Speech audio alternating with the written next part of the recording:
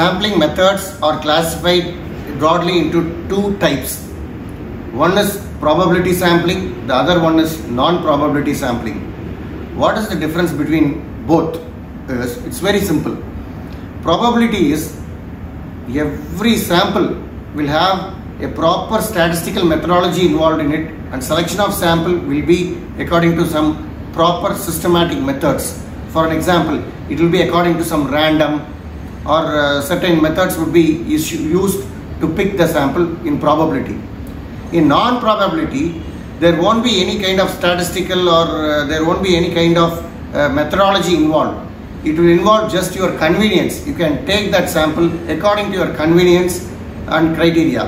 So that is the difference between probability and non-probability sampling. In probability sampling, because it follows certain set of rules, the chance for getting selected as sample it will be equal, or it will be the chance for getting selected from the population will have a methodology which is more or less equal for everyone. But when it comes to non-probability sampling, the chance to get as selected as a sample is not equal. It will be according to its own convenience. So that is called as convenience method, and this is a random method. Before moving on into the types of sampling technique, I'll tell you what are the advantage of sampling. First, it reduces the cost of investigation, the time required, the number of personnel required. For example, when you do a study, you first take the geographic area or the geographic population, and from that you select your final sample. If the sampling technique is not there, just imagine how can you do a study on all the population in the geographic area. That might be cost effective, and it is also might be time consuming, and the number of personnel involved might get increased due to we can't draw a final sample.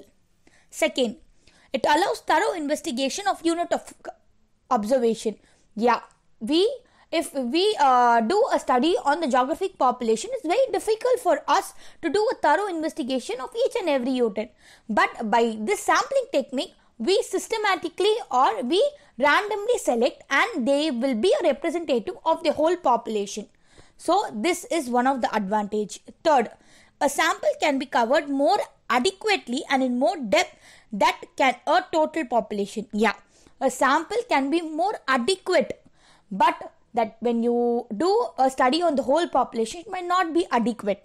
So this is the main advantages of sampling.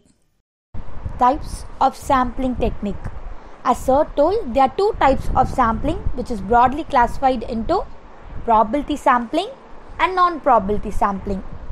Probability sampling, as Sir told, every one will be the representative of the whole population, and each representative will have equal chance of getting selected into your final sample. Whereas non-probability sampling is no equal chance will be given to each representative to select in as a final sample. That is the main difference between probability sampling and non-probability sampling. Now the types of probability sampling. There are 6 types of probability sampling, namely simple random sampling, systematic random sampling, stratified sampling, cluster sampling, multi-stage sampling, multi-phase sampling. Whereas non-probability sampling may include judgmental sampling, quota sampling, convenience sampling, snowball sampling, haphazard sampling, expert sampling, modal instance sampling, diversity sampling. I'll just give you a gist of the probability sampling. I'll just give you few lines before you move on to the original concepts of each and every type. First is simple random sampling. As the name suggests, it is a simple method which is subdivided into lottery method and table of allowance method, which will be discussed in further discussion. Next is systematic sampling. As the name suggests, your protocol will follow some systematic number, some nth number to reach your final sample. Next is stratified sampling. As the name suggests, you divide your samples into stratum, and from stratum you select the sample. Next is cluster sampling, where you divide your samples into cluster, and as a whole cluster you select into your sample.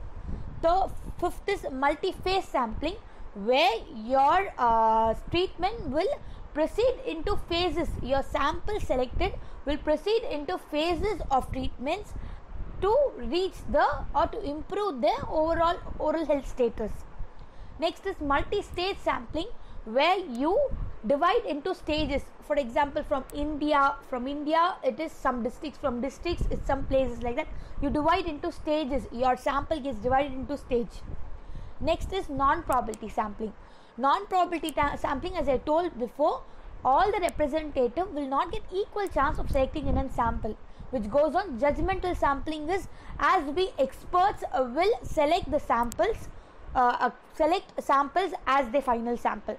Quota sampling, as we have quota in a final year, like that quota, we should achieve that quota to extract a final sample. Convenience sampling, according to our conveniency we select the sample. Snowball sampling is, it's like roll a die so that each and every person who hit the die gets selected. I'll explain this all in detail in your future discussion. I'm just telling just one line about to understand the whole concept into it. Haphazard sampling is you randomly haphazardly select according to your conveniency. Expert sampling is, you select the expert in the field of research which you perform, and from them you select the sampling. Nodal instance sampling is you select bright students. For example, you do a study on to assess the quality of NEET among the 12th standard student. You select bright students and do the study. Means nodal instance sampling is you be a unique feature from the whole population. Diversity sampling. Here, this is a type of sampling where you deliberately choose members so that all your views are represented. However, those views may or may not be representative proportionally. Simple random sampling is nothing but every member of the population has equal chance to get selected in the population. So how every member will have an equal chance? There are two sub methods in simple random sampling. Simple random sampling is nothing but you are going to select every member in a random allocation method. So what are those two things? One is lottery method and the second one is table of allowance method. Lottery method. Lottery method is one of the main type of simple random sampling where you take a sheet and write, for example, from 1 to 50 of the class roll numbers of students, and you put it in a hat and assign roll numbers like I told from each 1 to 50 to each student. Then tell them to pick a piece of paper. You draw 15 numbers from the hat. Your example, it might be any even number or odd number, any random number, or from 1 to 15, anything as such. So taking or selecting your sample, final sample from a lottery, from picking up a lot, is known as lottery method.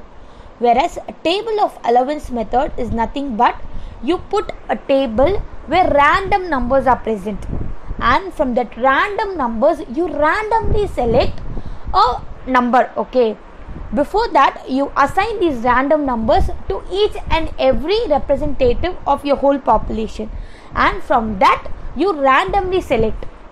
That is known as table of allowance, which means you put a table, you draw random numbers, you assign it to each sample, and then from them you select random samples. That is known as table of allowance method. So in simple random sampling there are two types of method. Lottery method, you pick up a lot and select the sample.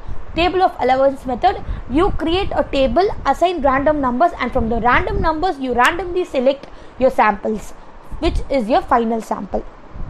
Now in simple random method we are going to discuss about the merits and demerits of simple random technique. So coming first to merits, the first merit is it is very easy and it's the most commonly used method in sampling. Second, it doesn't deal or it doesn't need the subset characteristics like age, gender and geography. Third, it can be applicable for the whole population, and analysis is very easy. After picking up the sample, the analysis of the result is quite easy. Coming to the demerits of this simple random technique, first, it is very expensive for the whole population. Second thing is, it cannot be a true representative of the whole population because it doesn't involve the subset details into that. Third, no additional or auxiliary information is used in this simple random technique. So these three are the basic flaw or demerits in simple random technique. Next, moving on to systematic sampling. What is systematic sampling? Systematic sampling is nothing but you are going to select the nth number of the whole population. For an example, if population is between 1 to 100, if you are going to fix that every 7th number you are going to systematically select. So first will be the 7, second will be 14, third will be 21. So the nth number, if you fix at 7, it will be 7, 14, 21 and etc. till it reaches 100. In simple words, you are going to select every 7th member in that population. This is called as systematic sampling. Now let's move on to the merits and demerits of systematic sampling. Now what are the merits? First, the samples to be drawn is very easy to draw without any mistake. Why? Because as we select the nth number, it is quite easy for us to draw samples for our final study. Second is more precise than simple random sampling. Why it is more precise is that in simple random sampling, you need to get a data of all the persons, at least their registration number or at least their number, to select from them randomly. But here, since we select it by nth number, systematically it gets selected. This is more precise when compared to simple random sampling. Third, more evenly distributed. As we select the nth number, the distribution among the sample is so even. Coming on to the demerits. Here, if list has periodic arrangements, then sample selected may not be an accurate representative of the entire population. What does this mean? For example, you are doing a study among the smokers. Now, you divide them into, according to Fredestrom-Nikodym dependence scale, you divide them as low dependent, moderate dependent, high dependent and very high dependent. What do you do? For the category of first mild cases, you put them in periodic arrangement. For moderate cases, you put them in other periodic arrangement. Like that, if you select the nth number, for example, all the third individual comes under mild Fredestrom-Nikodym dependence scale, means that might be a flaw because here the list, if it's arranged periodically, the sample selected might not be a representative of the whole population because there are 4 grades, but you select all the individuals into only one grade. So here comes the flaw, which is a very important demerit of systematic sampling.